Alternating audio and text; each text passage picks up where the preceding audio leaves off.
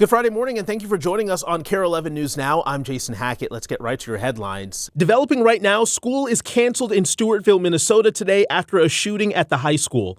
According to a Facebook post from the school, it happened around 5 this morning in the high school parking lot. Stewartville is about an hour and 45 minutes from the Twin Cities.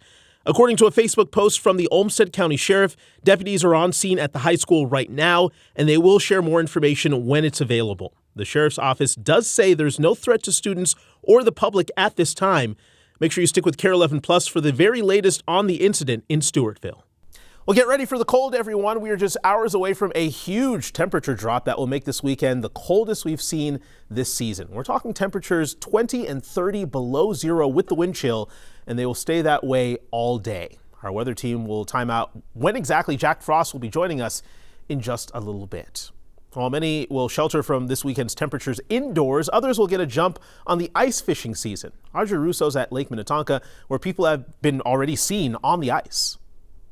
Yeah, absolutely. Below 20, that's enough to get any ice fisher hyped. But the Minnesota DNR is actually warning that the snow we had earlier this week could have the opposite effect on some of your favorite lakes. And here's what I mean. They put out this post on social media within the last day, and they say that snowfall actually insulates the surface of the ice, so it slows the formation down. They also say that snow can weigh down the ice and create some weak spots. So that's why they recommend checking for that critical 4 inches of new clear ice. That's the absolute bare minimum needed to ice fish. And when you're measuring thickness, make sure you're only measuring the ice and not the snow on top as well. The DNR also says it's important to let someone know, if you plan to go out on the ice, where you're going exactly, how long you plan to be out, and when you're hoping to return. And it's also not a bad idea to bring some ice picks and other safety gear along. Back to you. So if you'll be sheltering at home this weekend to avoid the cold, like I will, there are a few things you can do to keep your heating system running efficiently. Outside of your home, it's important to clear snow from your vents, and if you notice ice, knock that ice off. CenterPoint Energy says if you have a furnace, it's important to check your filter and change it if needed. And don't forget to check all of your doors and windows.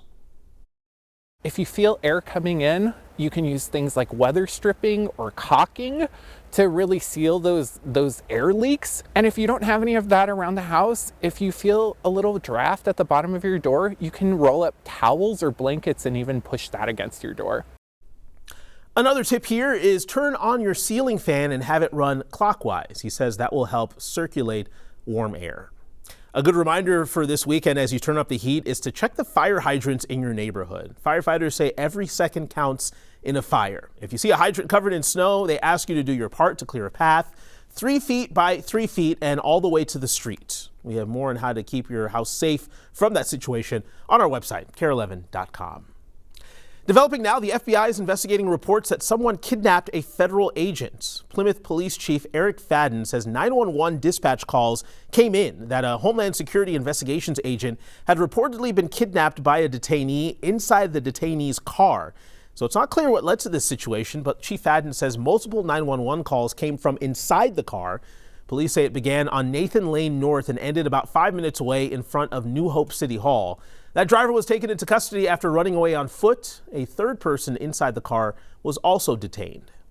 If there's ever an instance when we can be notified ahead of time so that we know this is going on, all of that just is preferable for us as an agency. We've reached out to Homeland Security and the FBI for more information on the incident, but we have not heard back. Meanwhile, the Department of Homeland Security is defending the actions of ICE agents who detained a U.S. citizen in the Cedar Riverside neighborhood of Minneapolis. As we've reported, 20-year-old Mubashir told us he was on his lunch break on Tuesday when a masked man violently arrested him outside of a restaurant. Mubashir says he told agents that he was a citizen and offered to show identification, but wasn't allowed to for hours. A DHS official told KARE 11 any allegations that its officers engage in racial profiling are, quote, disgusting, reckless, and categorically false. They went on to say they had a reasonable suspicion because they say Mubashir violently resisted and refused to answer questions. With the country speeding towards higher health care, the Senate rejected 2 health care bills on Thursday, all but assuring that insurance premiums will double or worse for millions of Americans on the Affordable Care Act, also known as Obamacare. The House, though, is expected to bring up its own bill next week. NBC's Alice Barr has the very latest from Washington, D.C.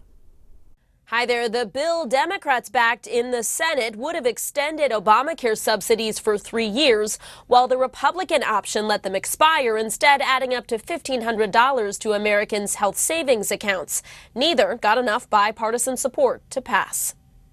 With a 1-2 punch of failed votes from each party, the motion is not agreed to. The Senate knocking out hopes of offering a health care fix before Obamacare subsidies expire at the end of the month, sending insurance premiums soaring for some 22 million Americans.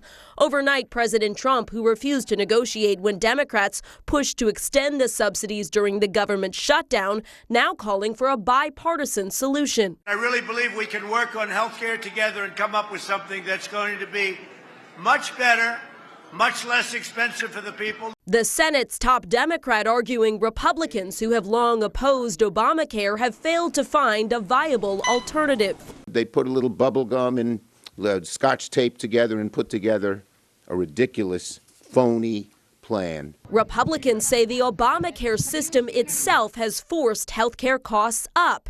Instead, they want to put money directly in Americans' health savings accounts. They can use it, pay for premiums, whatever, and then make sure we cover pre-existing condition. For now, with both plans failing on the Senate floor, Obamacare recipients like cancer survivor Rebecca Davis are about to take a hit.